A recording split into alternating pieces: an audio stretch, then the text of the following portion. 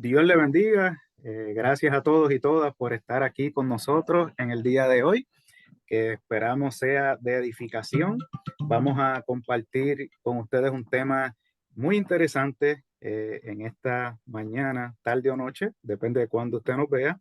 Y tenemos al doctor Samuel Sullivan con nosotros, el cual le agradecemos su disposición en este día para compartir con nosotros. Y ese tema tan interesante y relevante es el arminianismo. Y vamos a estar compartiendo con el doctor qué es el arminianismo de corazón, ¿verdad? No, no lo que nos han dicho o lo que nosotros así hemos leído por encimita, sino qué verdaderamente fue lo que Arminio enseñó. Gloria a Dios. Y queremos entonces darle la oportunidad al doctor que si quiere haga una presentación. Ya sabemos que a él lo conocen en el canal, pero si él quiere presentarse de una manera breve, ¿verdad? Porque sabemos que él tiene una vasta experiencia, pero que comparte un poquito, ¿verdad? De ese background que él tiene y lo comparta con nosotros. Doctor. Sí, Dios le bendiga, la paz del Señor sea con cada uno de ustedes que nos acompañan en este tiempo de estudio. Yo soy Samuel Sullivan Román, New York, nacido y criado allá en Nueva York, de padres puertorriqueños, pero en los últimos 23 años viviendo aquí en Puerto Rico. Para darle un poco de trasfondo de que cómo trabajo el tema, acabo he pasado 55 años en el ministerio como pastor, como misionero, 40 años, un poquito más de 40 años como teólogo en teología sistemática. Tengo un bachillerato del Colegio Bíblico Pentecostal de las Asambleas de Dios en Springfield, Missouri, donde hice mi bachillerato en educación cristiana, una maestría en divinidades del Seminario Reformado Calvinista, Western Seminary, en Michigan, a donde hice mi residencia para la maestría en divinidades con una especialización en exégesis bíblico. Entonces se me dio otra beca para ir a Union Seminary en Nueva York a hacer una maestría en teología sistemática contemporánea con Gustavo Gutiérrez y James Cone en teología de liberación. Se me dio otra beca por Columbia University a hacer otra maestría en filosofía en Columbia University y Union Seminary en Nueva York. Y por fin se me dio una beca para hacer un doctorado PhD en teología y filosofía contemporánea en el programa conjunto de Columbia University y Union Seminary. He sido pastor, misionero, evangelista, etcétera. Entonces, y he pasado varios años como estudiante del calvinismo con excelentes profesores especialistas en calvinismo. Y a través de los años, estudiando como pentecostal los escritos de Armenio. Okay. Entonces, vengo a este tema como resultado de años de examinar tanto lo que ha sido la teología calvinista y lo que es también la teología arminiana. Y comienzo con el supuesto fundamental que informa para mí ambas posturas, es que tanto el arminianismo como el calvinismo, ambas posturas son bíblicas. Y quiero enfatizar eso. Ambas hermenéuticas o interpretaciones de los temas principales que vamos a hablar hoy parten de las escrituras. La diferencia entre las posturas arminiana y calvinista es los supuestos teológicos y los supuestos hermenéuticos, es decir, los supuestos que Calvino utilizó para interpretar, primero entender el texto bíblico y para entonces, esa es la tarea hermenéutica, que tiene que ver qué dice el texto y cómo lo dice. Pero entonces viene la tarea teológica, que es, ahora que sé qué es lo que dice el texto, cómo lo dice, etcétera, ahora, ¿qué quiere decir para nosotros? cuáles son las implicaciones de la palabra de Dios para nuestras vidas, para la misión de la iglesia, etcétera. Esa es la tarea teológica. Entonces, la gran diferencia que existe entre el arminianismo y el calvinismo, porque dos parten de la palabra, las escrituras. Dos asumen que la palabra es palabra de Dios, revelación de Dios, pero que asumen unos supuestos hermenéuticos de cómo leer el texto y unos supuestos teológicos distintos. ¿Okay? Ahora, una cosita más como contexto. Desde el siglo XVII, que es cuando se da en el 1600, creo que es 9, se da no fue concilio, o sínodo, pero se llama el sínodo de Utrecht o de Dordrecht en Holanda, a donde en ese encuentro en Holanda formalmente se declara el arminianismo herejía. Ocurre como resultado de ese encuentro de Dordrecht. De ahí entonces más adelante se va a fundar o se va a desarrollar la doctrina de Westminster, que es la otra doctrina dominante calvinista de las iglesias presbiterianas. Ok, ahora, eso es importante. Segundo dato histórico, mi supuesto histórico muy importante. Como resultado de Dort y de la Confesión de Westminster, se declaró el arminianismo herejía. Eso ha resultado que las comunidades reformadas entienden que la nueva doctrina era la representada por Armenio. Eso es una distorsión histórica crasa. Crasa. Armenio y los remonstrantes, eran más de 200 pastores que se llamaban reformados calvinistas, protestan después de considerar como unos 40, 50 años de estudiar el calvinismo, las nuevas doctrinas de Calvino. Y quiero enfatizar eso, las nuevas doctrinas de Calvino.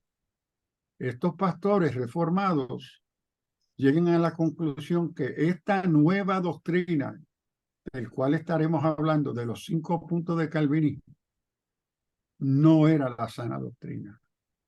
Armenio y los remonstrantes están defendiendo la sana doctrina que la iglesia había reconocido por los pasados 1500 años. La novedad teológica fue introducido por Calvino, no por Armenio. Armenio fue el profesor de teología calvinista en el Seminario Reformado de Ámsterdam.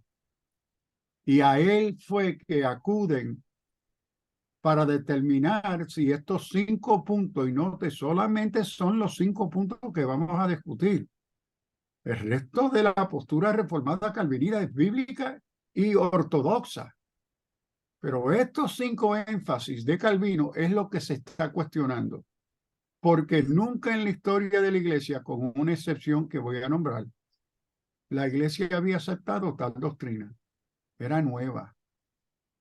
Pero los teólogos reformadores, especialmente hoy, están distorsionando la historia, diciendo que la novedad de doctrina fue Armenio y que Calvino representaba la doctrina histórica. Falso. La doctrina histórica que defendió fue la de Armenio. Un punto más, entonces abremos a la conversación, es el que primero introdujo lo que hoy conocemos los 5 puntos de Calvino o del calvinismo. No fue Calvino, fue Agustín de Hipona en el V siglo.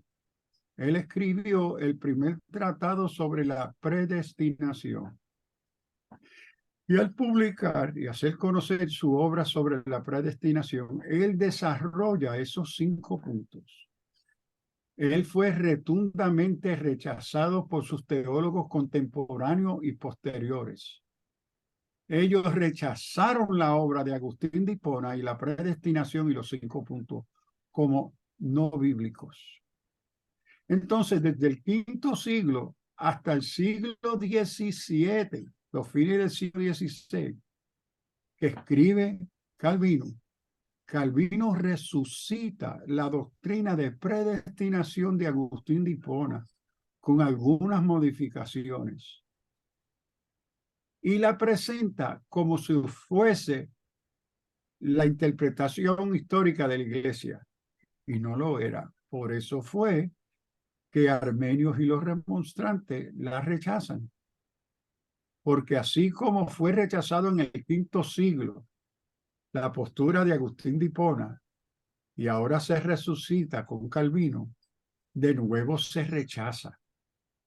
Pero vamos a ver en el camino que pues no solamente por razones teológicas, sino por razones políticas ante la guerra de Holanda con España y los jesuitas, otros elementos políticos y militares se van a introducir en este debate sobre la doctrina del calvinismo. Ok, paro mi introducción. Excelente, excelente, profesor, y gracias por darnos esa introducción.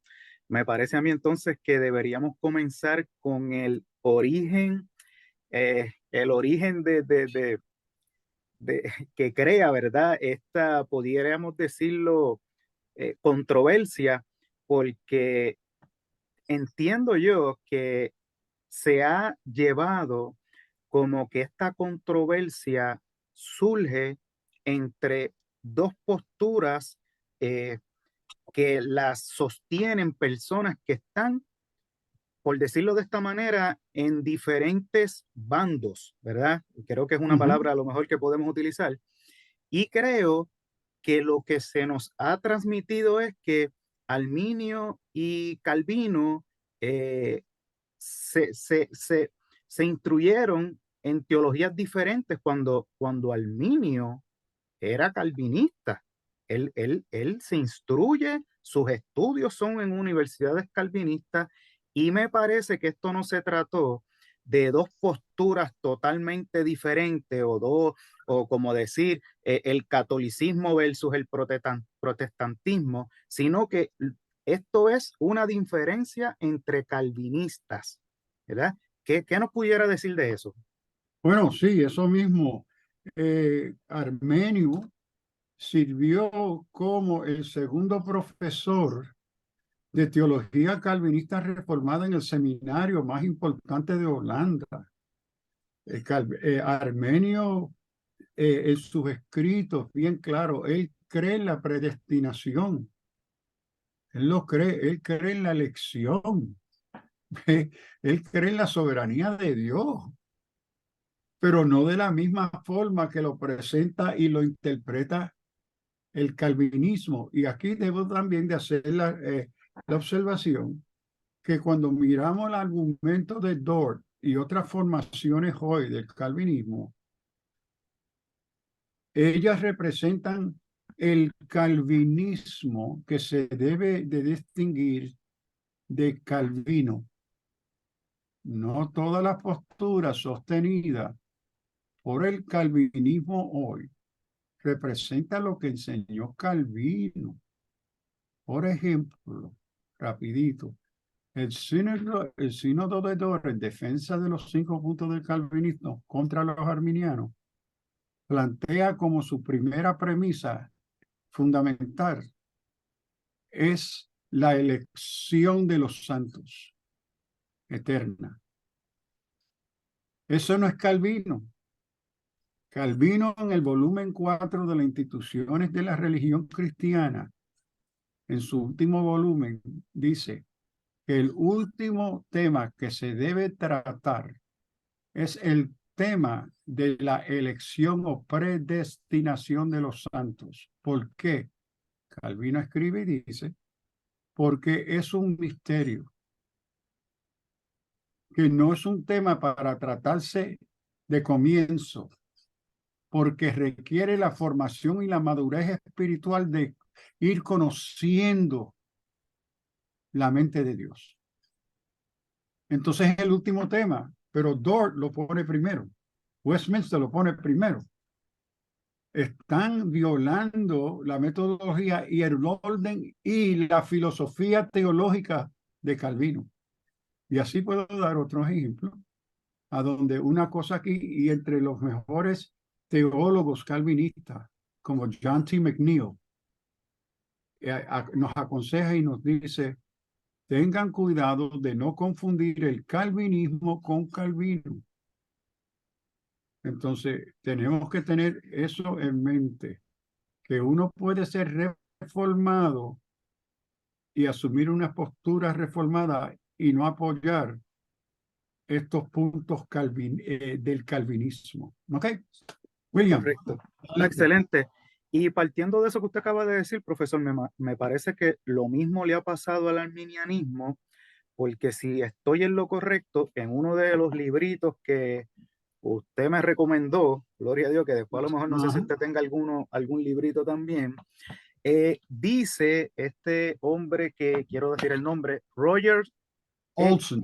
Olson, me parece que es excelente, y él dice que cuando se traen los 5 puntos de la remonstranza, ¿verdad? El quinto punto es el que dice que el que habla de la posible pérdida de la salvación. Y ese punto dice que los remonstrantes dijeron que esto hay que estudiarlo a profundidad según las escrituras, pero Yes. ellos nunca aparece ahí que ellos dijeron tajantemente 100% se pierde la salvación. Eso es algo que ellos dejaron abierto para el estudio. Y me parece que han distorsionado ese acontecimiento histórico y ponen eso como lo primero, el primer punto del arminianismo. Y me parece que no es así, que usted nos pudiera abundar de eso. Sí, es cierto, los remonstrantes en ese último punto, sí, la naturaleza de la salvación o los resultados son eternos. Dice, no estamos, necesitamos seguir escudriñando las escrituras, porque les parecía que se puede asumir ambas posturas, dependiendo cómo uno interpreta predestinación. Ahora, estos remonstrantes, a lo que hoy llamamos remonstrantes, eran los que traen la querella, ¿ve?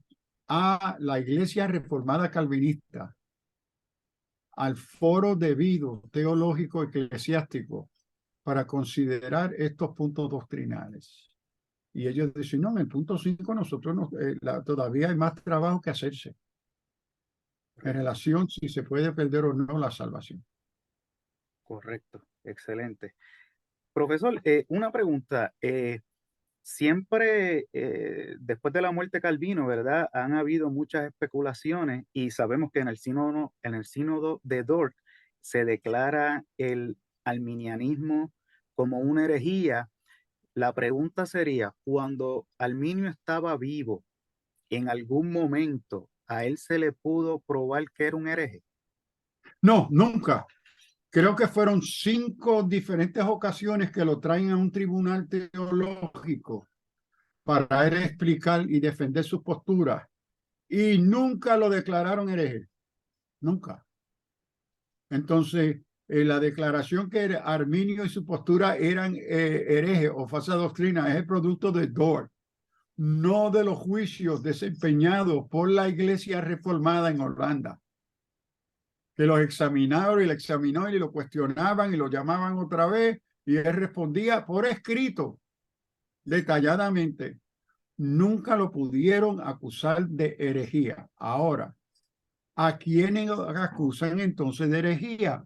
Después de la muerte de Calvino, después de la muerte de Armenio, después y poco después de Dort, es unas nuevas interpretaciones del arminianismo,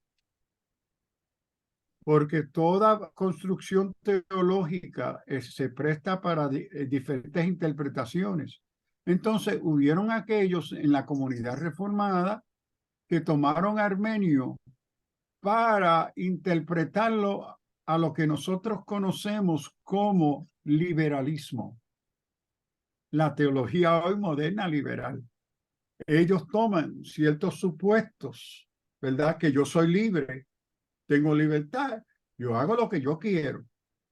Dios no se impone. Y toman esa postura y la llevan al extremo y se desarrolla un arminianismo libre de libertinaje. Entonces la Iglesia Reformada, desde el siglo XVII, especialmente en Europa, está reaccionando contra ese arminianismo y llegando a la conclusión que eso fue lo que enseñó Armenio. No.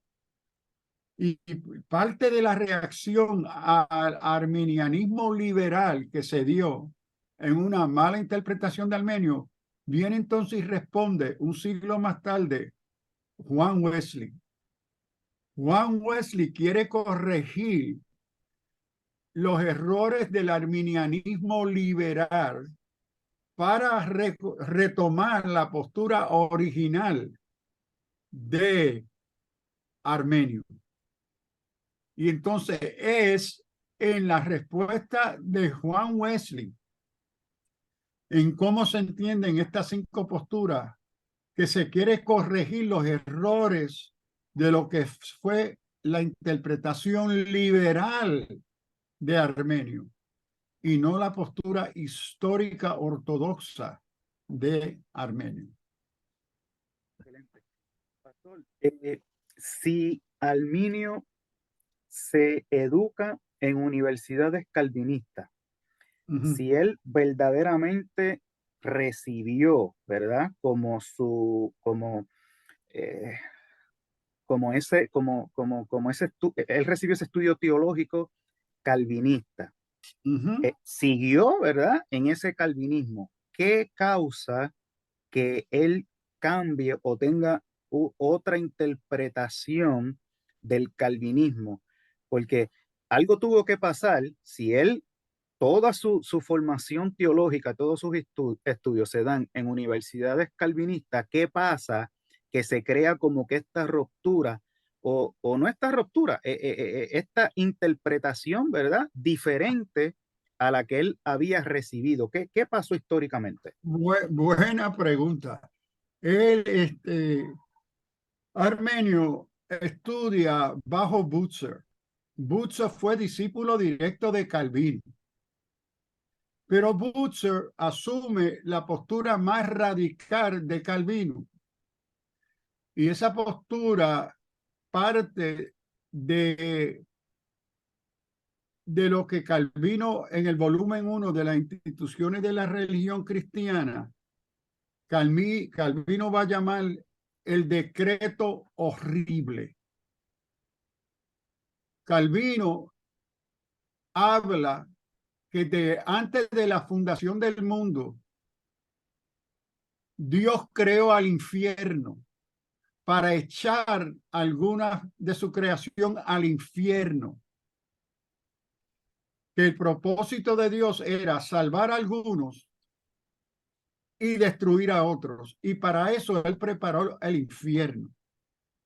Calvino, cuando explica eso, dice, este es el decreto horrible. Y él sigue escribiendo y dice, no tengo ningún apoyo bíblico para apoyar esto. Yo creo que es un misterio y esta es mi opinión, porque la Biblia no nos dice esto. Este es Calvino mismo, que reconoce que la postura de lo que se llama infralapsarianism, ¿ok? No es bíblico. Él mismo lo conoce, pero esta es la interpretación de él. Butzer asumió esa interpretación radical. Ahora, en el desarrollo de la teología calvinista, armenios y otros se dan cuenta, pero espérate. Si eso es así como Calvino lo plantea con el decreto horrible, y Butzer lo sostiene y me lo enseña, entonces yo entiendo que Dios es el autor de todo hecho y moral, que Él es también el autor del pecado. Entonces, él comienza a modificar lo que Butzer le ha estado enseñando. Cuando es nombrado a la facultad teológica a ser el profesor de teología calvinista, él toma unas posturas distintas a su maestro Butzer, porque la entiende ser muy radical y no siendo las mejores respuestas al testimonio bíblico. Entonces, Armenio va a evolucionar y va a modificar la teología más radical calvinista que la de Butzer. ¿Ve? Y ahí se da ese cambio. Ahora, aunque ha tomado esa diferencia, hay otros miembros en la facultad teológica con él que apoyan a Butzer. Sin embargo, la iglesia reconoce que el teólogo mayor de teología es Armenio. Por eso cuando sale este argumento, esta querella, este cuestionamiento teológico, ¿a quién llaman para su opinión como calvinista? Es Armenio.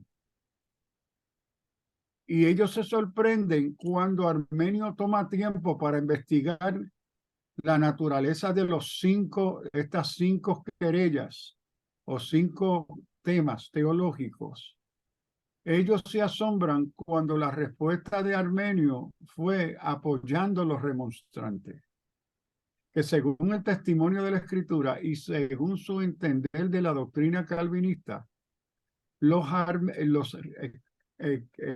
remonstrantes tenían la razón. Y esto explota a la comisión, porque no le esperaban. Que su teólogo preeminente calvinista asuma la postura de los remonstrantes. Y ahí comienza todos unos años de debate con Armenio, y él teniendo que escribir y responder y responder y responder y responder y ser cuestionado.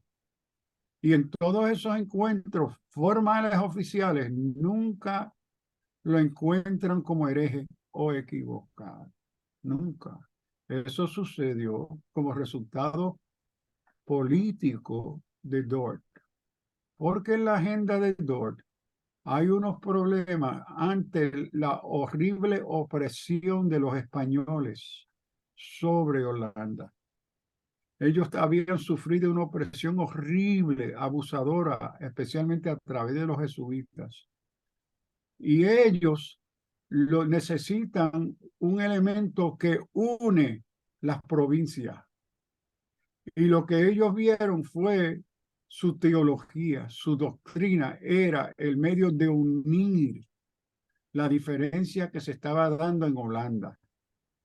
Y esa unión teológica a través del calvinismo iba a formar un recurso para el nacionalismo contra España. Que el debate fue tanto que cuando ellos ven que Armenio no lo pueden encontrar culpable de herejía, Mauricio, que era un general y príncipe, ¿verdad?, contra los españoles holandeses, acusa a Armenio de ser un espía jesuita. Hasta esos extremos llegaron. Que no, él estaba proponiendo esto para dividir la unidad holandesa, para ser agente de espía de los jesuitas, para los españoles continuar su dominio y opresión. Hasta eso llegó. Por eso que no era solamente un elemento teológico, se volvió un elemento teológico político. Entonces ahí Armenio va a diferir de la postura radical de Butzer, de Calvino, en relación a el credo horrible. Y si usted le pregunta a la mayoría de calvinistas hoy sobre el credo horrible, la mayoría van a decir que no aceptan el credo horrible, porque se dan cuenta de la profunda error de Calvino. Otro, tristemente, están hablando de Calvino y ni conocen el credo horrible. Excelente, excelente. Y cabe señalar, ¿verdad?, que no olvidemos que todo esto Agustín ya lo había dicho y había sido rechazado. Y si no estoy equivocado, Arminio apela a los padres, ¿verdad? A los padres anteriores a él, y Ujú. él demuestra que ninguno de ellos tenían la teología de Calvino, y me imagino que por eso es que nunca lo pudieron declarar como un hereje, porque él apeló a estos padres, ¿verdad? Anteriores a él.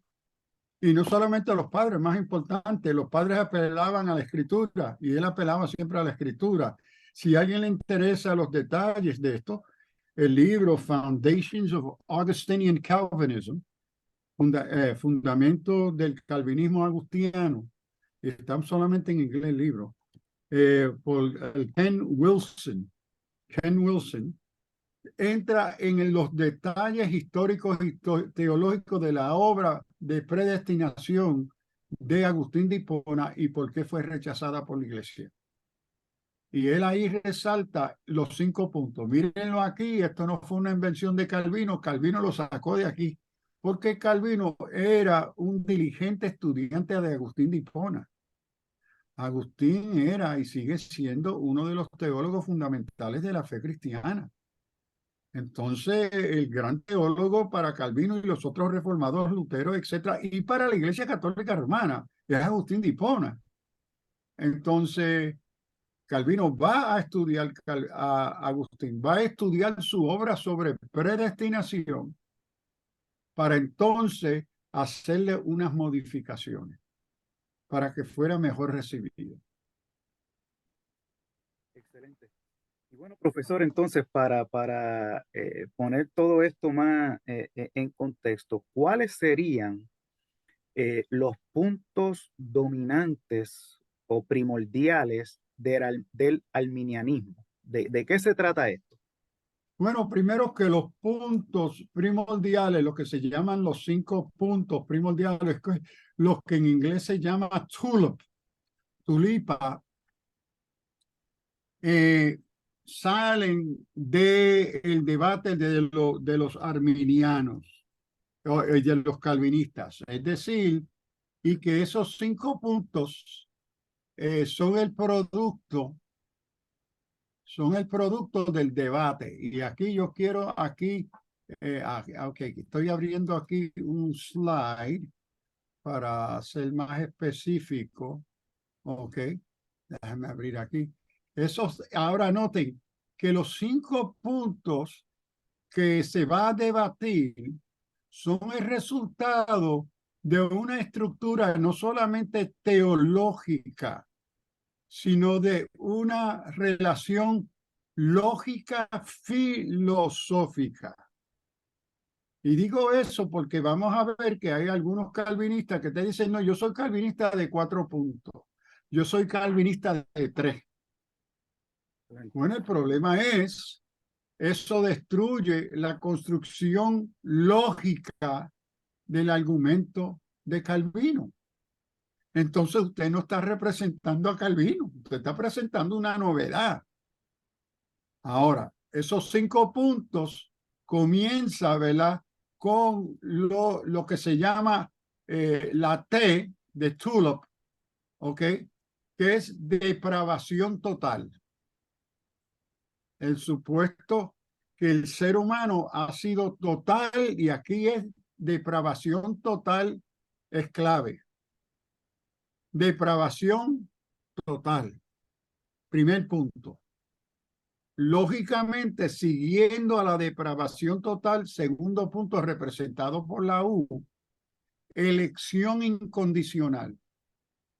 Es decir, como todos pecamos de forma depravada totalmente, la única forma que uno puede ser salvo es por el hecho de ser elegido, porque nadie merece ser salvo por la depravación total. Siguiendo el argumento lógico, como resultado de esa depravación y esa elección incondicional, viene la expiación limitada. Es decir, que los beneficios de la muerte expiatoria de Cristo en la cruz del Calvario son aplicables solamente a aquellos que han sido elegidos incondicionalmente. Es decir, que los beneficios de la muerte expiatoria se manifiesta esa gracia expiatoria solamente en los elegidos. Siguiendo la lógica, en esa depravación y esa elección incondicional y expiación limitada, vemos que la gracia de Dios es irresistible. Es decir, que aunque todos están depravados, algunos pudieron ser elegidos porque la gracia de Dios tú no la puedes resistir. ¿Ves? ¿Por qué? Porque tú no tienes libre albedrío. No tienes la capacidad para resistir los propósitos de Dios, porque no hay libre albedrío. Entonces, Dios impone su gracia sobre la voluntad de todo depravado que él decide elegir. Última postura de esa lógica. Entonces, resultado, que solamente los elegidos incondicionalmente recibieron la bendición de una expiación limitada por la imposición de la gracia. Y esto resulta en que esos elegidos por Dios serán elegidos para siempre, porque nadie se puede oponer a la voluntad de Dios. Entonces, esto es una construcción lógica que él está desarrollando aquí. Entonces, cuando uno le cambia el orden o las piezas, entonces se rompe el argumento. No es sostenible. Y por eso hoy, cuando calvinistas dicen reconociendo el problema y la contradicción bíblica, entonces comienzan a ser selectivos. No, yo soy reformado de 3, yo soy reformado de 4. ¿Ve? Entonces tú no eres reformado, llámate otra cosa, pero reformado no. Excelente. Entonces, estos son los 5 puntos. Ahora, Agustín de Hipona ya había desarrollado estos 5 puntos. Esto no era nuevo. Agustín de Hipona en su tratado de predestinación lo había desarrollado. Lo que hace Calvino es retomarlo y aplicarlo en el contexto del siglo XVII.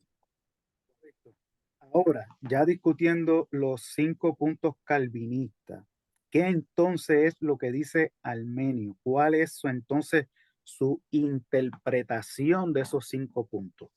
Ok, vamos a eso. Primero, tristemente, las posturas de Armenio siguen grandemente desconocidas, porque las primeras obras que fueron traducidas de los escritos teológicos de Armenio solamente fueron traducidas. John Banks lo traduce, yo creo que hace como 20, 25 años. Eso es recién en la historia de la teología. Y al inglés. Entonces, yo quería dar el estudio abajo en mi biblioteca para enseñarles, sacarle los 4 volúmenes, que son 4.000 páginas de los escritos de Armenio, detallados de los escritos de Armenio traducidos al inglés.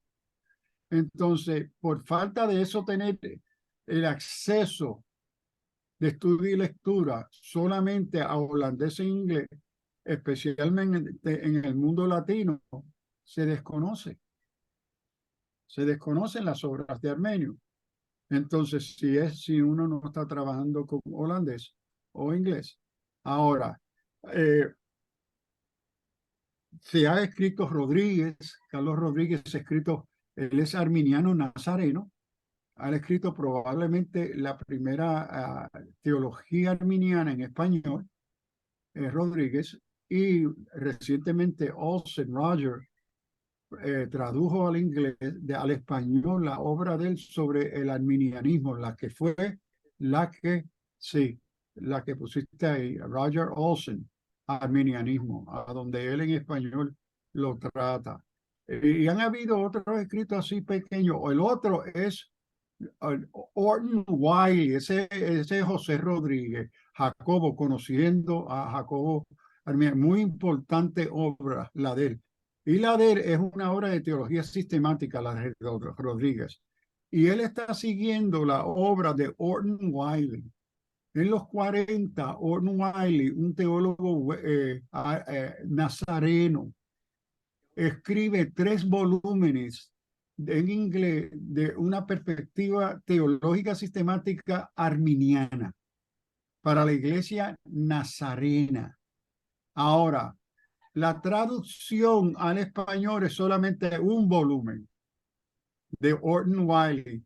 Y yo creo que en español es Steele y Orton Wiley. Déjame ver. Perspectiva. No, súbelo, sirva para ver quién es la editor ampliada. No, esa es la de la Asamblea de Dios. Ok, Esa es la postura arminiana, teología sistemática de la Asamblea de Dios. Pero antes, el que más es más explícitamente arminiano es Orton Wiley. Entonces, Orton Wiley procede lo que va a ser más tarde las obras de Maya Perlman, las tres otras obras pentecostales que entonces van a llegar a Stanley Horton, que fue mi primer maestro de teología sistemática bíblica. Él fue mi excelente, maestro por excelente. 4 años Wow. en la doctrina arminiana pentecostal. Eh, entonces, eso es lo que tenemos en español hoy, que es limitado. Ahora, ¿qué es lo que tenemos? ¿Qué es la respuesta de los remonstrantes, los que se querellan contra la doctrina de Calvino? Y aquí, ante la postura de depravación total, ellos responden y dicen, no, primero, que Calvino no enseñó depravación total. Ahí vemos otra diferencia entre el calvinismo y Calvino. Calvino, en su obra del Catecismo en latín, tratando este tema, utiliza para describir su posición, lo describe diciendo, el asunto de la depravación o la condición de pecado se puede ilustrar con una velita encendida. Y la velita tiene su llama, pero hay vientos que procuran apagarla. Él dice, nunca podrá Satanás destruir la obra buena de la imagen y semejanza de Dios en el ser humano. Nunca. Que se va debilitando la llamita, sí, por la presencia del pecado ha deformado la capacidad de santidad, de rectitud en el ser humano. Pero decir que el diablo totalmente apagó la llamita es atribuirle al diablo una autoridad que Dios no le ha dado. Es destruir totalmente la obra de Dios. No. Entonces, el ser humano es pecador, pero no totalmente depravado. No, pero sí es pecador.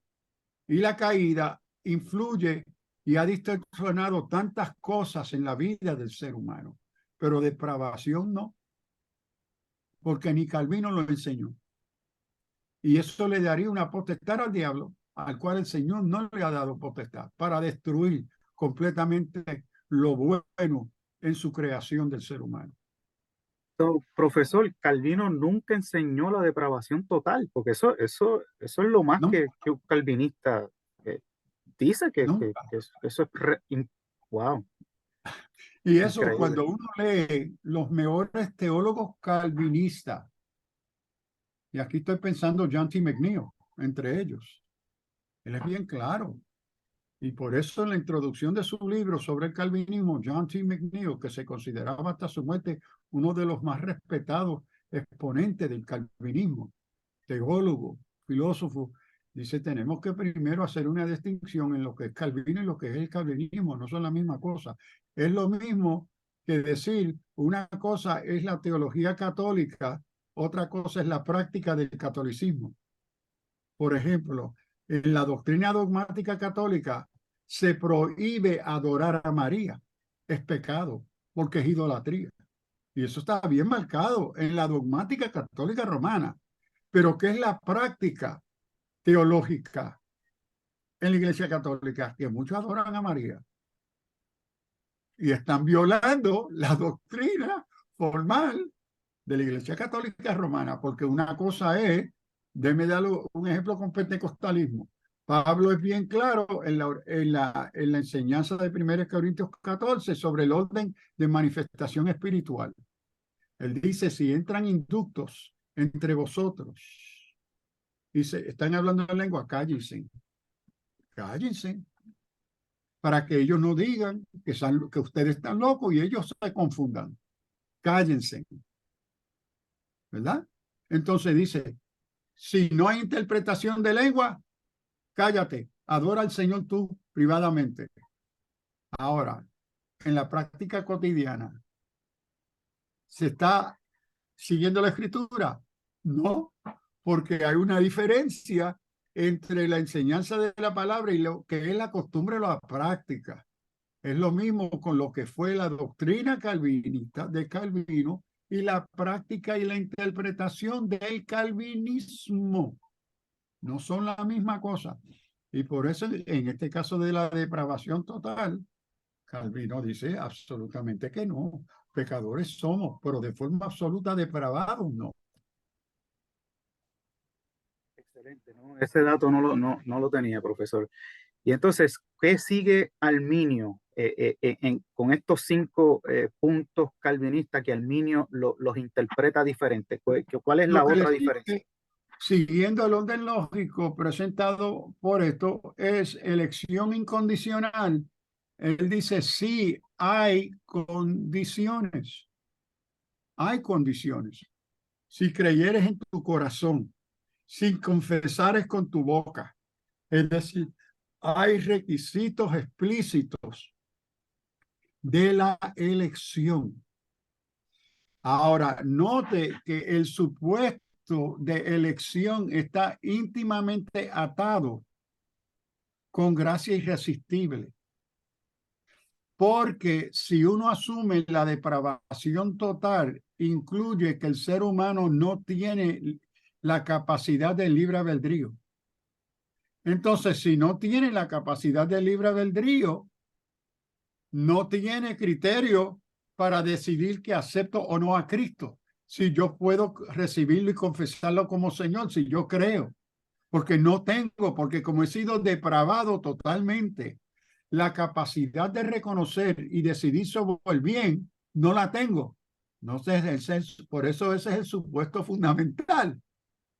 Ahora, cuando se rechaza ese supuesto fundamental, se recupera entonces el libre albedrío, que aunque el ser humano es pecador, el evangelio tiene sentido solamente si el ser humano pecador tiene capacidad para responder a la invitación de gracia. Porque si no tiene la capacidad de responder, oír y entender la invitación, el evangelio es irrelevante. Porque si yo soy sordo y tú me dices, tu casa está en fuego y si te quieres salvar, tírate por la ventana a donde hay una piscina. Pero yo soy sordo y no soy capaz de oír las instrucciones que me pueden salvar. ¿Qué mérito tienen las instrucciones de que salvarme? Ninguna. Esta es la postura ilógica. Entonces, Armenio dice, no, como tenemos capacidad, aunque pecadores, para ejercer una voluntad ante los reclamos en la invitación de gracia de salvación, entonces la elección es condicional. Si yo confieso a Cristo como mi Salvador. Ahora, aquí él está uniendo la gracia irresistible, la está corrigiendo. No, la gracia no es resistible. ¿Por qué? Porque tengo libre albedrío. El ser humano posee la capacidad para responder a la invitación, al mensaje del evangelio. Porque si el ser humano no tuviese la capacidad para responder, no es evangelio. Es una tontería. ¿De qué estamos hablando? Entonces, estas dos van juntas.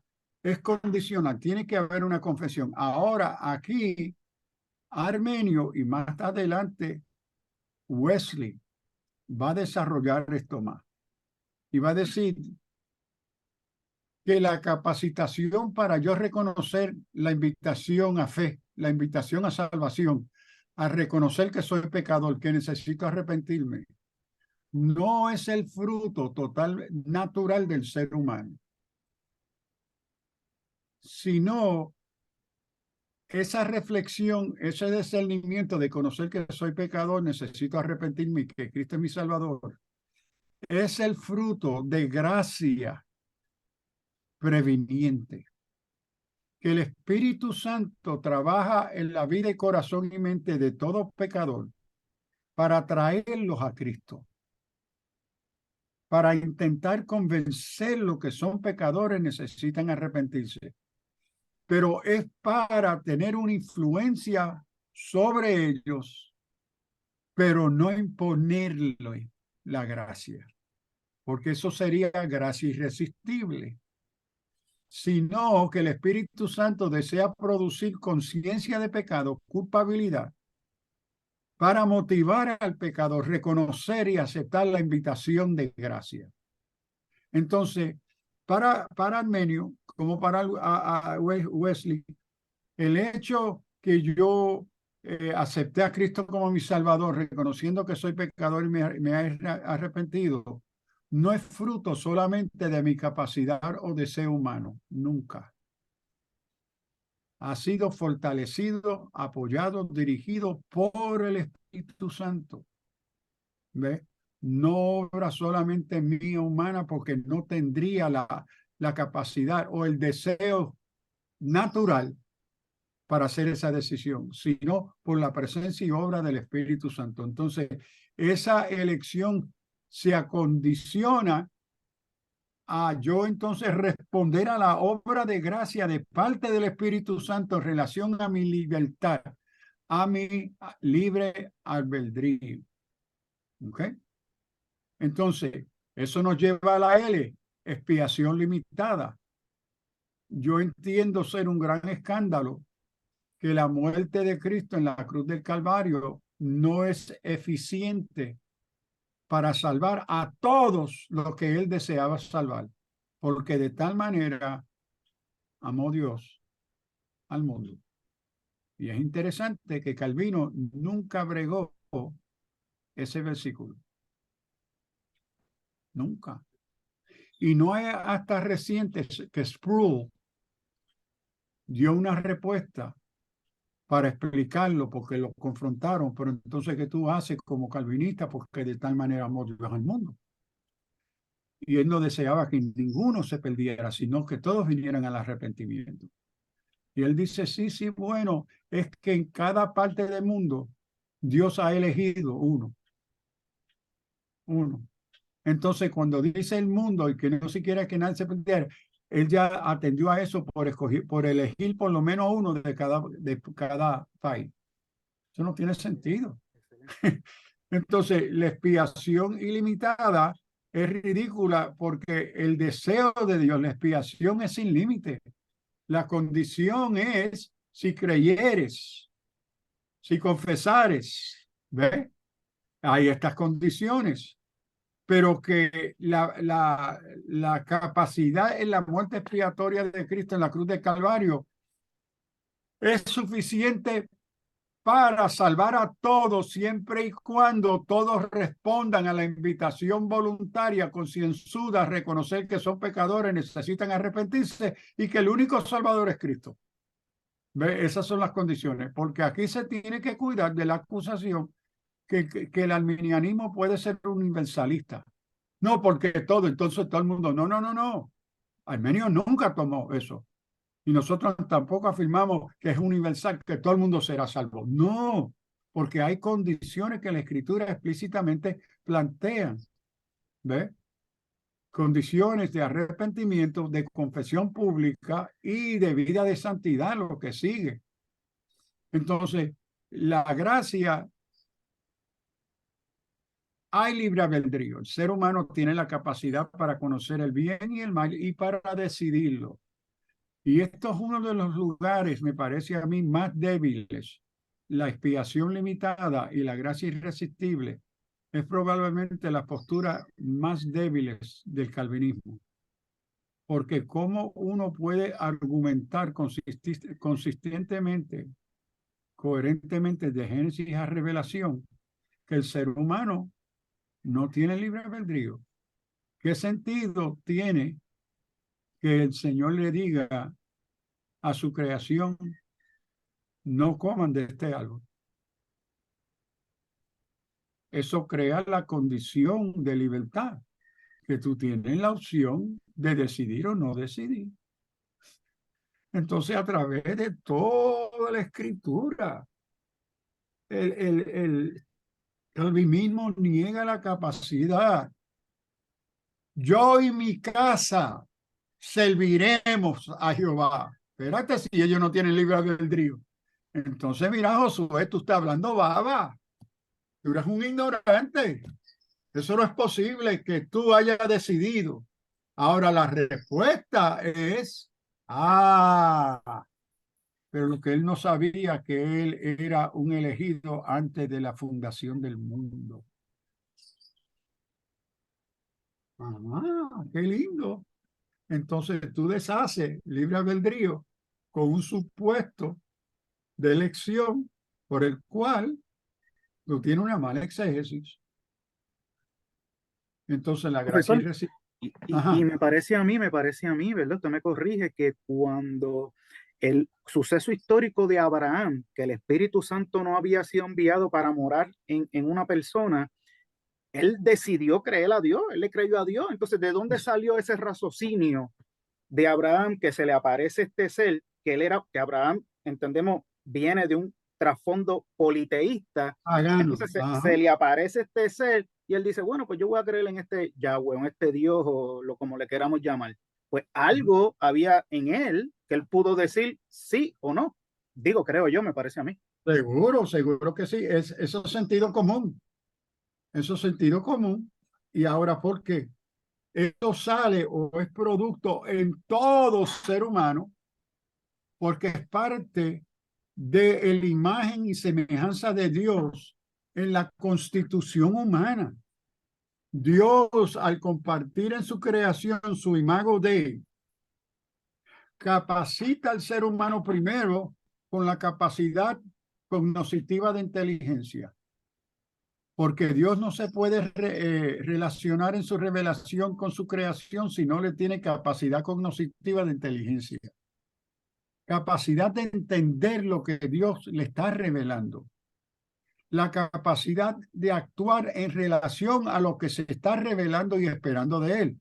Eso requiere y asume capacidad moral, sensibilidad espiritual, porque la imagen y semejanza de Dios comparte con el ser humano lo que se llama, algunos lo llaman el ruach, el espíritu de Dios, ¿verdad? Esa capacidad espiritual es parte de la constitución de la imagen y semejanza de Dios en todo ser humano.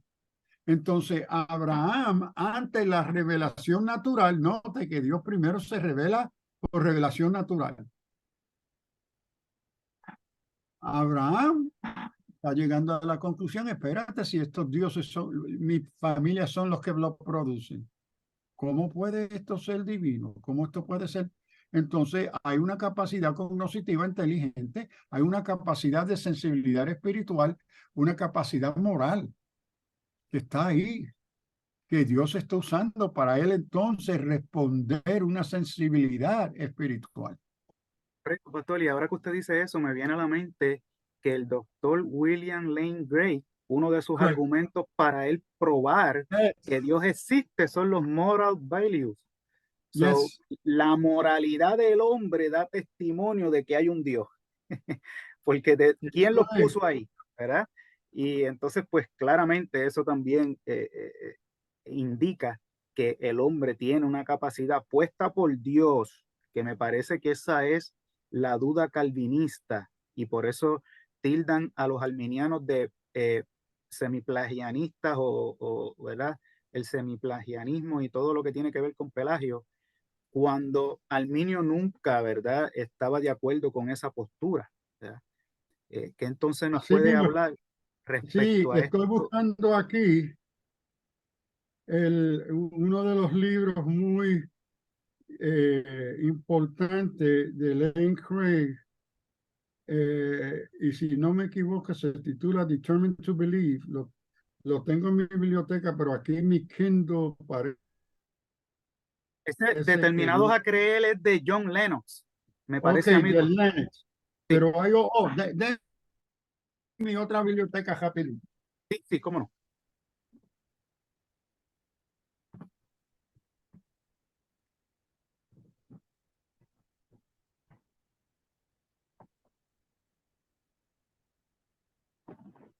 Este es de John Sanders, The God Who Risks.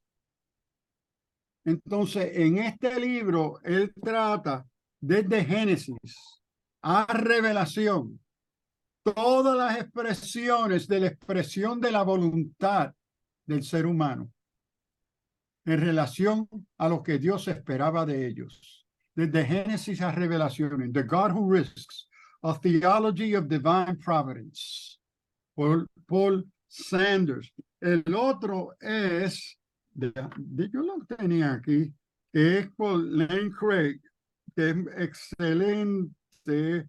Déjeme ver rapidito, pero no lo tengo en Kindle, lo tengo abajo en mi biblioteca mayor. Tienes que hacer, doctor, una parte 2 de este diálogo, ¿verdad? Sigue, vamos, sigue. El tiempo, Amén, tú me amén. dices cuando. Porque está Vamos muy a seguir. interesante. No, no, yo estoy bien, yo estoy bien. Yo lo digo por usted y por toda esta bibliografía que a lo mejor usted quisiera traer, que de momento no la puede traer, pero está excelente, excelente. Eh, Me gustaría que usted pudiera dejar claro que el arminianismo no tiene nada que ver con Pelagio. Bueno, yo diría que el arminianismo se expone al peligro de Pelagio cuando se deforman los supuestos de Armenio y de la palabra. Porque toda buena doctrina puede estar sujeta a deformación por su mala interpretación. Entonces, a través de la historia han habido arminianos liberales que la iglesia ha reconocido que es un arminianismo liberal que cayó al peligro del pelagianismo. ¿Ves? Entonces, eso es cierto, pero cuando uno entiende la postura bíblica y la interpretación fiel a la escritura de Armenio, no va a caer en el pelagianismo. No, porque las otras posturas van a traer un cuidado y un balance de no caer en eso, que simplemente tú decides lo que tú quieres y punto. ¿Ves? Entonces, pero el peligro está. Y lo que sucede, yo diría, tanto con el calvinismo, me encuentro con hermanos que no conocen el calvinismo y se identifican como calvinistas y deforman el calvinismo porque ellos no lo conocen y caen en unos errores como depravación total, ¿ves? Porque desconocen a Calvino. Lo mismo sucede con los arminianos. Lo mismo puede suceder. Al desconocer armenio, muchos pentecostales que no conocen armenio y, y tampoco bien el calvinismo, deforman tanto el calvinismo como el arminianismo, los dos. Entonces, ese peligro siempre está y tenemos que cuidarnos. Me parece relevante a lo mejor para ir culminando, cómo entonces pudiéramos abordar el tema que se le critica mucho al arminianismo, que tiene que ver con la pérdida de la salvación. ¿Qué significa eso? Porque para mí, los arminianos también están confundidos con lo que eso significa, Sí, bueno, mayormente los pentecostales. los armenios, los remonstrantes y armenios, ante esa inquietud y respuesta, los calvinistas estaban claros, la salvación no se puede perder, es eterna. Responsablemente, los arminianos respondieron, bueno, todavía necesitamos seguir reflexionando a la luz de la palabra sobre ese detalle, porque hay evidencia que uno puede perder su salvación. ¿Qué vamos a hacer con Ananías y Zafira? ¿Qué vamos a hacer con los apóstatas de revelación? Que habiendo conocido la verdad, ¿ve? ¿Qué hacemos con Judas? Etcétera. Es decir, que hay casos que entonces traen unos interrogantes indicando que se puede, se puede. Sin embargo, está la gracia de Dios. Y aquí viene el punto de gracia, porque nadie es salvo porque no peca. Nadie es salvo porque no peca.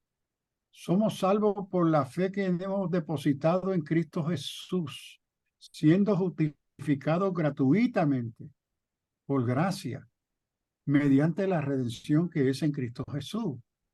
Entonces está el elemento que aquellos se espera que por la acción de gracia de parte de Cristo, desempeñada por la obra del Espíritu Santo en el creyente,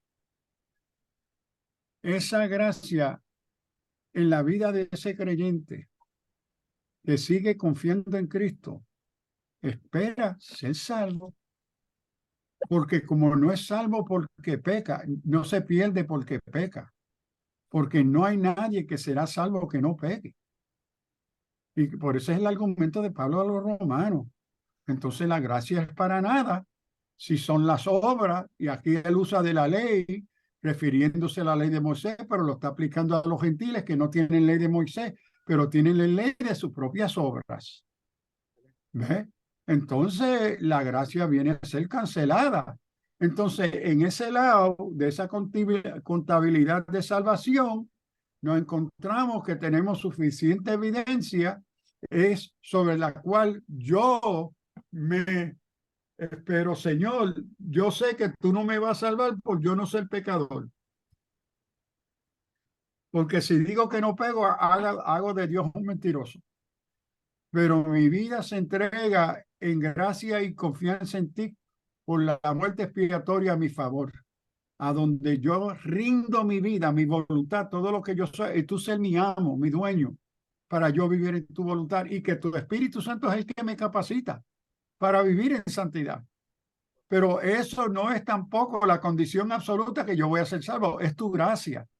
Entonces me parece que en el concepto paulino de gracia es que yo encuentro mi seguridad eterna. No es porque no soy pecador, pero que en esa relación del Espíritu Santo manteniéndome fiel, no suspende mi libre albedrío. Y al no suspender mi libre albedrío, existe la posibilidad de yo rebelarme contra Dios, porque tengo un libre albedrío. Entonces, entre esa tensión dialéctica, entre la gracia, la fe, mi libre albedrío, se encuentra la tensión, ¿verdad? De todavía no podemos dar una respuesta absoluta como los calvinistas dan, como respuesta absoluta a la pregunta, me parece a mí. Antes de cerrar, William, me gustaría resaltar las razones más fundamentales que yo veo de la diferencia importante entre el calvinismo y el arminianismo. ¿Okay? Las diferencias primero tienen que ver con el concepto de Dios. Calvino, como todos nosotros y nosotras, somos producto de nuestro ambiente, nuestra cultura, nuestras estructuras sociales, políticas. El modelo claro y presente de la autoridad se encontraba en el rey, el emperador. Absoluto, absoluto. Calvino va a tomar ese cuadro del rey, del emperador, como el cuadro para interpretar a Dios. Y entonces, ante la pregunta, ¿qué es lo más importante de la naturaleza, la ontología de Dios, que define el evangelio, que define la fe? Él escogió poder. Dios Y en ese ejercicio de poder se manifiesta su soberanía, la soberanía del rey, del Dios sobre todo. Soberanía. Ahora, la respuesta histórica, bíblica, teológica del cristianismo no fue soberanía. Armenio va a decir no. Lo que define el carácter de Dios no es su soberanía, es su santidad y su amor. La soberanía está al servicio de la santidad y el amor de Dios. Y cuando el amor de Dios junto a su santidad, de ese amor y santidad surge la justicia de Dios.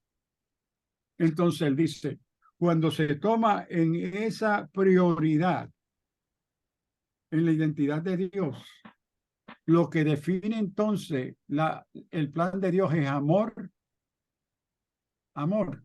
¿Y qué es amor? El evangelio. No hay evangelio sin amor. El evangelio no es producto de soberanía. El evangelio son buenas noticias de salvación. Si ya tú eres salvo, no hay buenas noticias. Ya tú lo sabes. Y si no eres salvo, porque no fuiste elegido, no puede ser buenas noticias, porque este Dios entonces te condenó. Entonces, el carácter de Dios.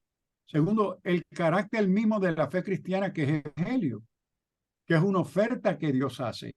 Y esto asume un libre albedrío de parte de a quienes se les tiende esa oferta de gracia, de perdón, de misericordia, de salvación. Si no hay la capacidad para responder, entonces no hay evangelio. Otro problema sobre el factor de evangelio y salvación. Si el que elige fue Dios antes de la creación y antes del ser humano ser creado, la encarnación, muerte, resurrección y muerte expiatoria de Cristo es innecesaria e irrelevante. Si ya yo fui salvo y el que me salvó fue el Padre, el Dios Trino fue el que me salvó y fue antes cualquier obra expiatoria de cualquier muerte en cruz, antes de cualquier encarnación. El que desempeñó la obra salvadora no fue Cristo, fue el Padre, y fue antes de yo nacer. Entonces, él no tiene que hacer algo, nada en sí. Sí se le añade, porque en la teología calvinista hay un lugar importante para Cristo, pero cuando uno mira el asunto lógico, pero ¿qué obra? Si ya yo fui elegido, que Cristo en su muerte confirme la salvación. Ok, muy bien, pero él no murió para salvarme, si el Padre ya me salvó. Esto crea una crisis cristológica de que entonces es el propósito al fin. Porque si Dios me escogió desde el principio, se acabó el cuento. ¿Soy salvo? ¿No soy salvo? Aquí no hay nada más.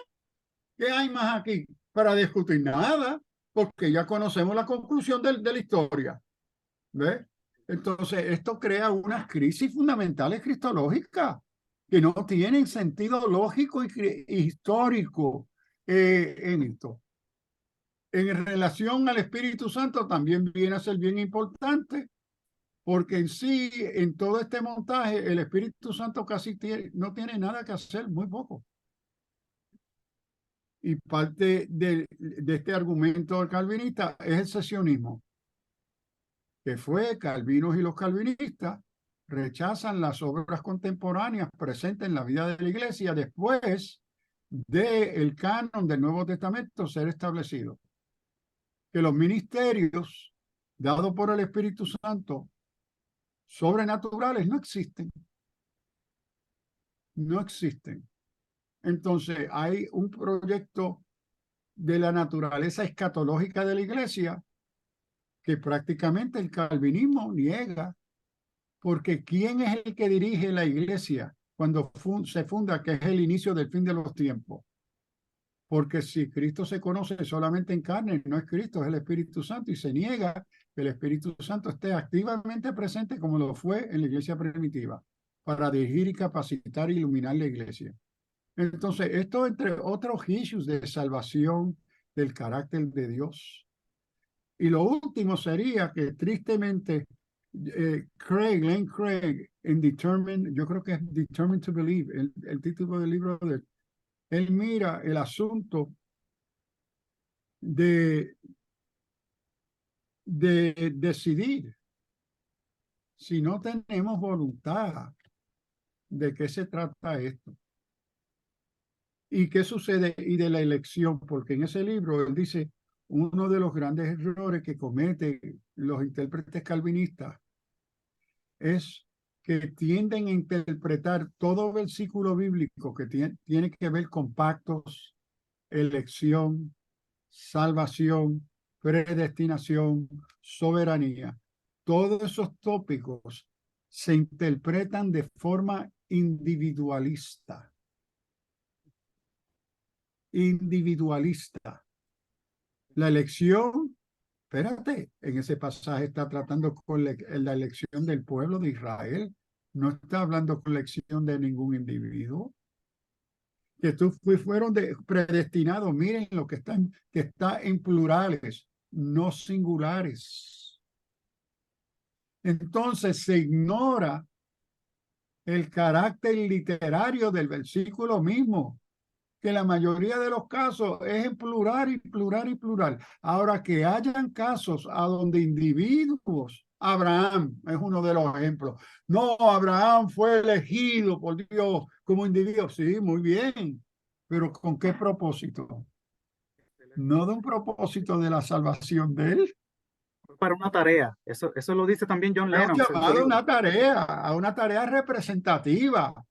Entonces, una de las grandes dificultades exegéticas de la interpretación calvinista es la imposición individualista en la lectura e interpretación del texto bíblico que se está usando. Y eso va a deformar cómo entonces el texto bíblico entiende salvación y gracia y el evangelio dentro de marcos comunitarios, ¿ve? Del propósito de Dios al mundo, ¿ve? Y no dirigido atómicamente a uno, a este aquí, a este aquí, a este aquí. No, es dirigido a todo el mundo y a todos se le ofrece, se le hace la oferta, reconociendo la capacidad de ellos responder. Porque si no hay capacidad para responder, todo el cuadro es un chantaje, es un embuste. Si yo no tengo la capacidad para responder. Excelente. Entonces, Ex, le dejo ex, esas cositas. excelente, profesor. También quería recomendar para ir cerrando, no sé si ha leído este libro este es de N.T. Wright, Oh, Justificación. seguro que sí, justification. Y si Este quieres libro me ver parece, una respuesta bien calvinista, lea la respuesta de Piper a el libro de N.T. Wright.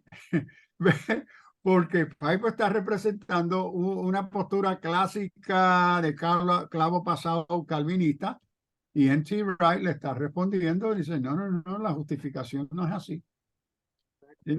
lo que me parece interesante de este libro, que nunca lo había visto, es que él dice que si nosotros vemos la seguridad de nuestra salvación únicamente por fe y no en estar en Cristo, tenemos problemas. Pero él dice, estar en Cristo no es solo tener fe, es que estar en Cristo compete la Trinidad y el Espíritu Santo. Entonces, si estar en Cristo incluye el Espíritu Santo requiere que tú tengas una moral.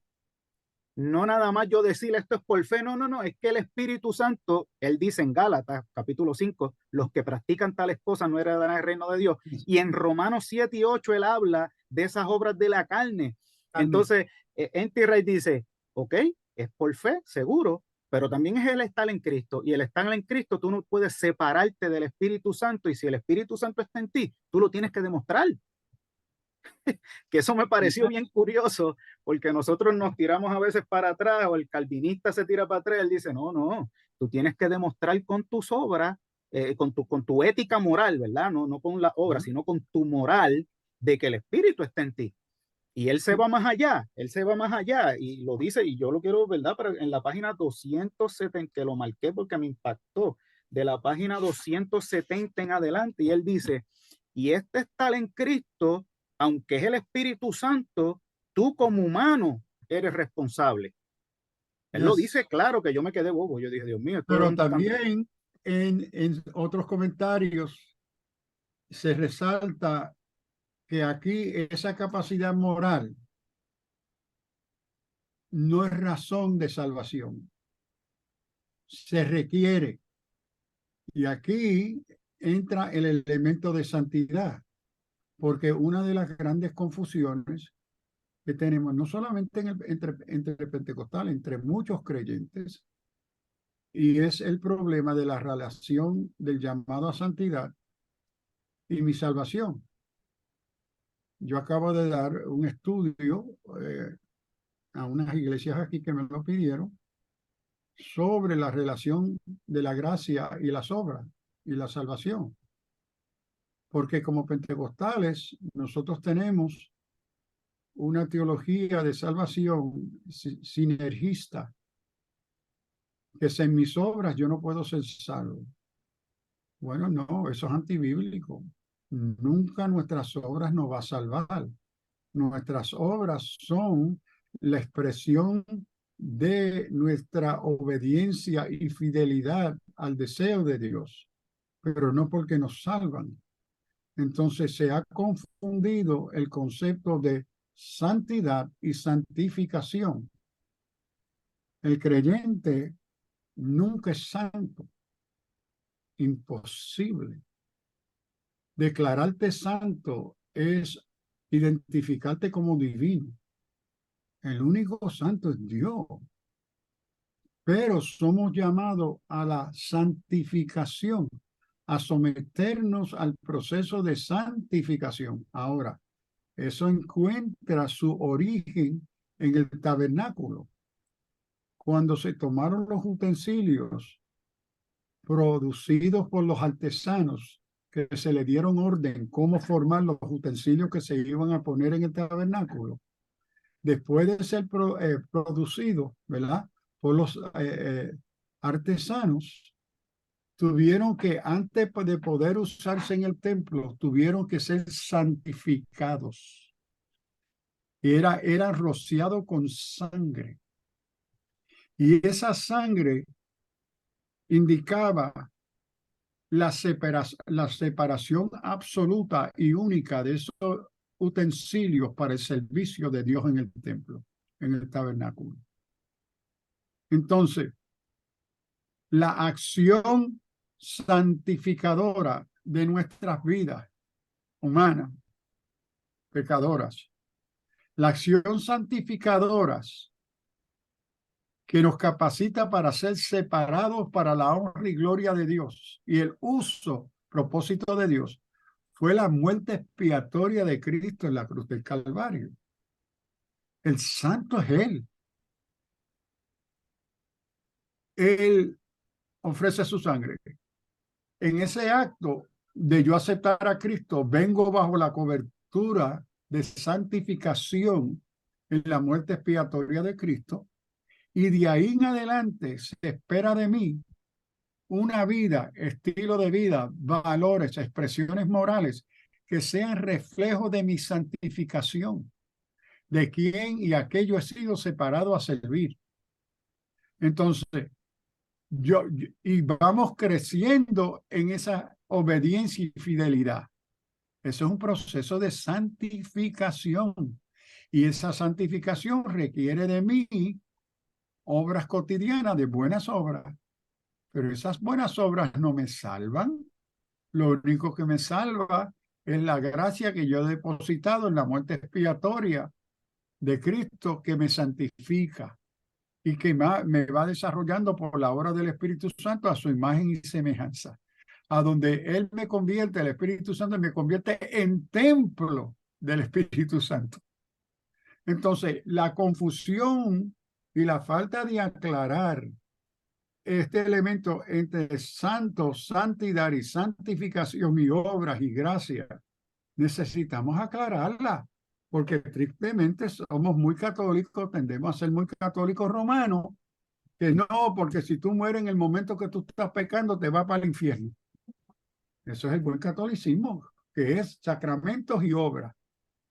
Entonces, si tú no participas de los sacramentos, especialmente de la Eucaristía, y tú no haces buenas obras todos los días, te vas a perder. O el Islam, porque el Corán enseña que la única forma que tú puedes ser salvo bajo los estatutos del Corán musulmán es buenas obras, es la única condición.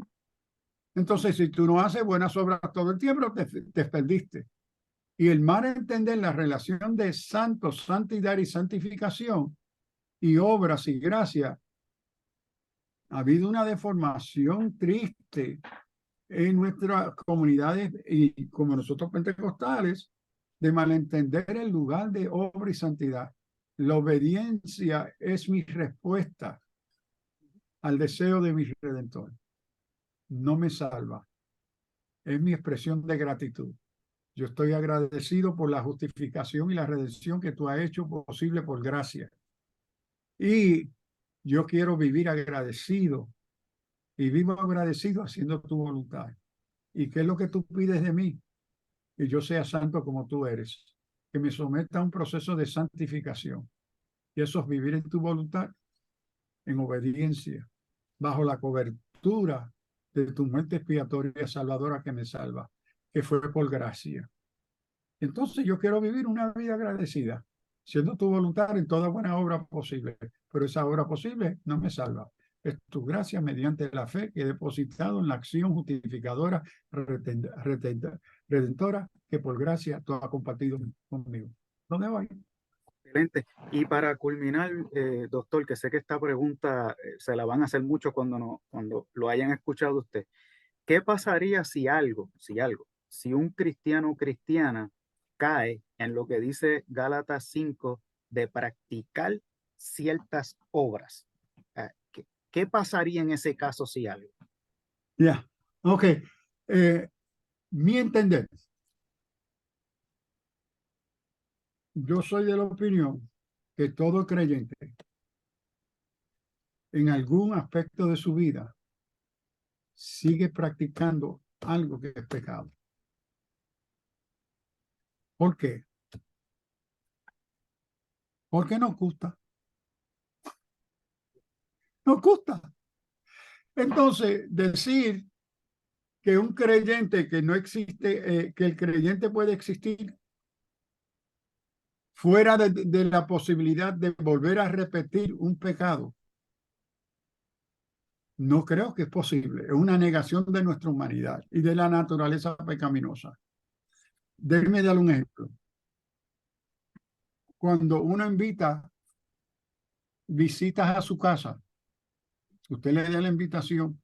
Ahora, esta semana tengo un grupo de pastores que vienen, que quieren sentarse conmigo. Yo los invito a casa. Hay cuartos en mi casa que yo cierro. Yo le abro el baño. Tenemos acceso a la cocina. Pero hay otros cuartos que yo los cierro, que no me interesa que ellos entren ahí o vean lo que está ahí. ¿Ok? Eso lo hacemos con la invitación a la santidad con el Espíritu Santo. Oh Espíritu Santo, obra en mí, brega conmigo. Y el Espíritu Santo brega y dice, yo quiero entrar en ese cuarto. No, no, no, no, mira, te doy esto, brega con esto, Señor, mira, mira, Señor, esta debilidad. No, no, no, no, es que yo quiero bregar con ese, en el cuartito que tú no me quieres dar acceso.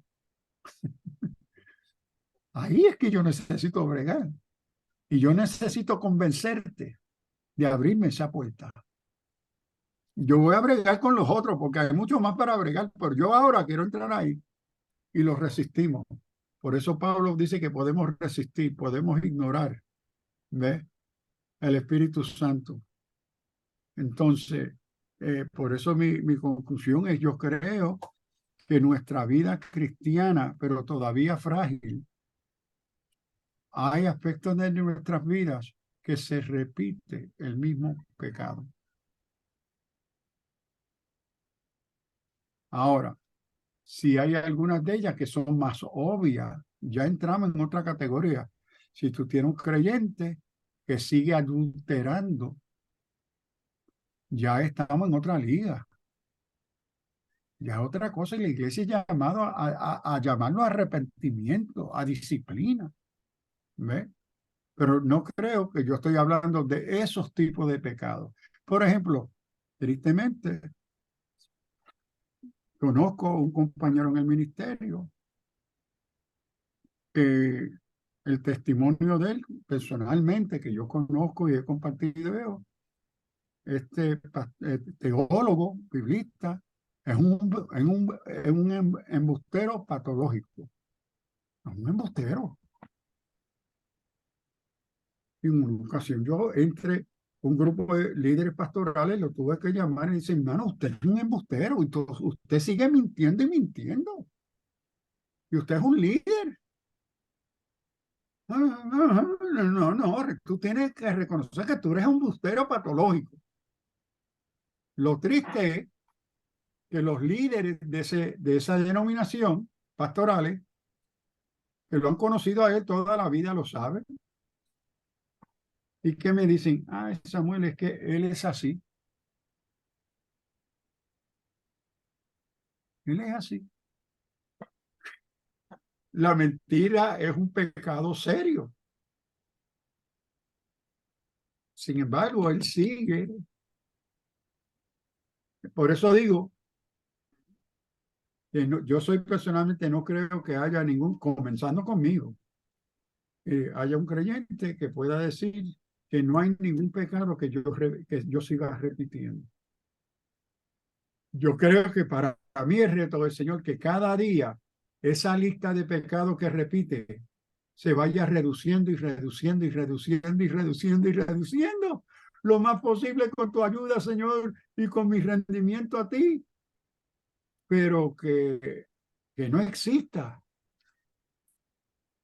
Es difícil para mí pensar que no exista en la vida de un creyente. Y si lo que procuramos es que no exista, porque va a ser obra de salvación, tenemos un problema mayor. Porque el hecho que yo no peque no me salva. El hecho que yo no peque, caigo en el peligro de constituirme como divino. Excelente, excelente.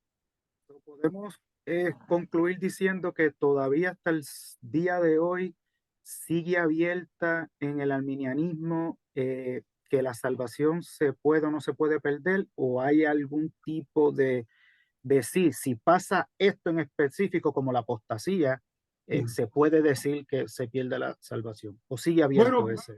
primero es que típicamente en los círculos eclesiásticos hoy, no todos, porque hay excepciones, no hay un foro para llegar a una conclusión sobre eso. El único foro que hay es individual. Entonces yo personalmente creo que sí se pueden dar condiciones y sería de apostasía, ¿ve? Porque hay libre albedrío, que una persona habiendo creído, sirviendo al Señor, llega en una rebelión en su vida que resiste y rechaza. La otra razón bíblica, el por qué yo creo que puede haber la apostasía y perder la salvación, es en lo que Jesús le dice a los discípulos, que el único pecado no perdonable es blasfemia contra el Espíritu Santo. Entonces, si la blasfemia sigue siendo una posibilidad, la salvación se puede perder. Porque si el fruto de la blasfemia contra la tercera persona es la imposibilidad de salvación, si no existiera tal condición posible, Jesús no hubiese compartido eso. Y eso es Parece otro, otro. Amén. Sí, ese sí, otro disculpe. indicador del libre albedrío. ¿Qué sentido tiene Jesús haber dicho eso, enseñado eso, si el ser humano no tiene la capacidad de blasfemar contra el Espíritu Santo? ¿Ve? Porque es una gracia irresistible. Una contradicción crasa. Por eso yo creo que hay la posibilidad de la pérdida de salvación, pero es difícil. Exacto. Me Es parece que difícil. Exacto. Y me parece que para que eso pase tiene que haber un descuido mío, ¿verdad? En la oración y en esa relación con Dios. Y por eso es que creo que Cristo dijo, velad y orad para que no entréis en tentación. El espíritu está dispuesto, pero la carne es débil. O sea, que no es que yo voy a hacer algo para mantener mi salvación, es que lo va a hacer el espíritu, pero a mí se me pide que yo sea por lo menos proactivo en la oración porque me parece verdad que eso es algo que todo cristiano debería practicar, mantener esa oración para que ese espíritu, ¿verdad? Nosotros ser sensibles a él y entonces ese espíritu, ¿verdad? Nos vaya moviendo a. Sí y no.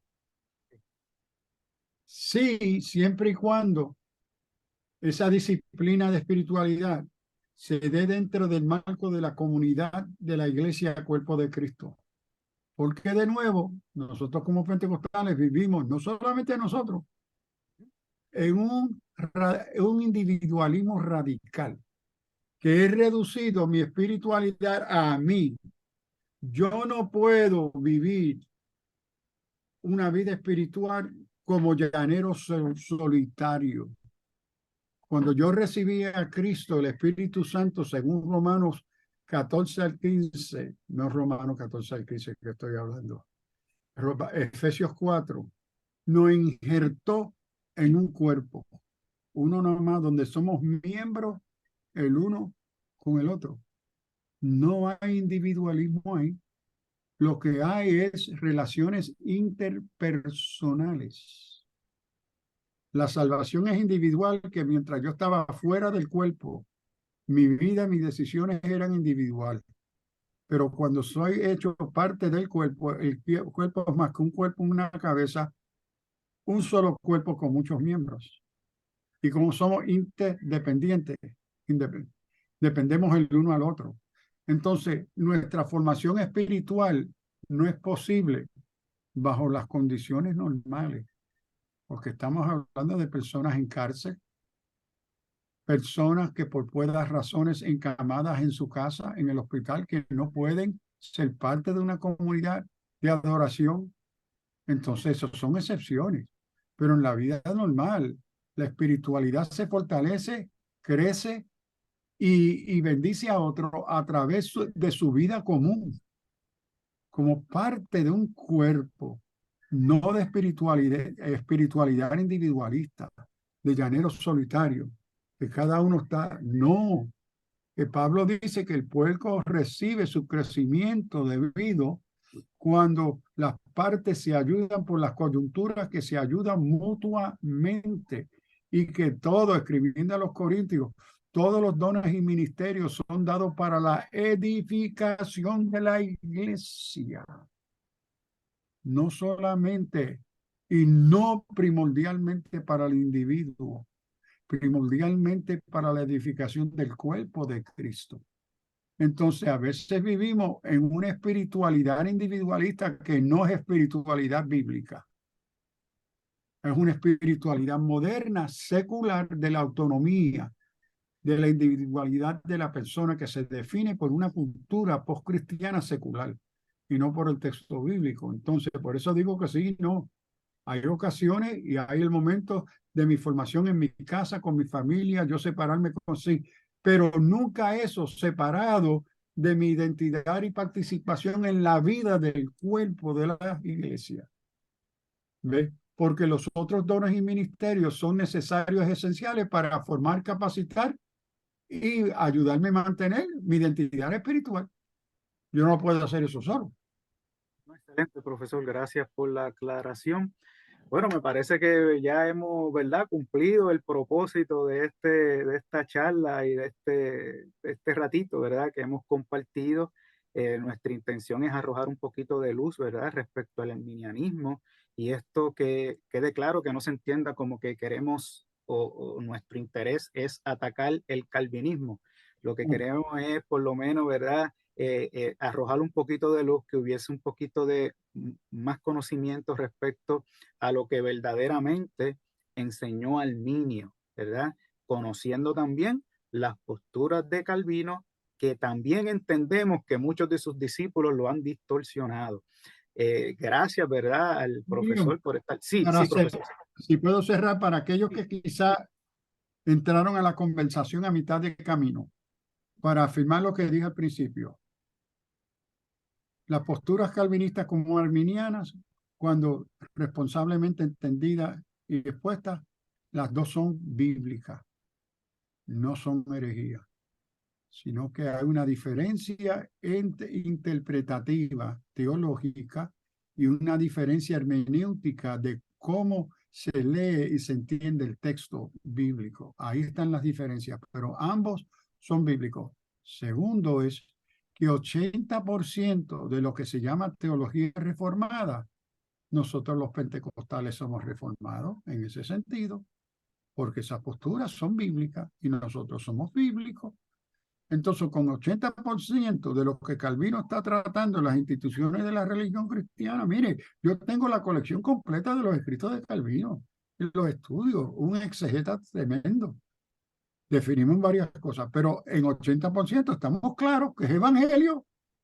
Entonces, yo no voy a deshacerme de todo calvinista y decir que hereje, no, porque en decir eso estoy también echando cosas que yo creo al aire también, que compartimos como cristianos bíblicos, y va más allá de ser calvinistas o arminianos, que los puntos arminianos calvinistas van quizá a 20% del elemento teológico bíblico. El otro 80% estamos de acuerdo. Correcto. Gracias, pastor, por la aclaración. Con ese cierre, entiendo, ¿verdad? Que ya hemos culminado, ¿verdad? Con el tema. Muchas gracias al profesor, al pastor, por estar con nosotros. Muchas gracias a todas las personas que han sacado un ratito para estar aquí con nosotros. Los dejamos hasta aquí y hasta la próxima. Gracias. Dios les bendiga. Linda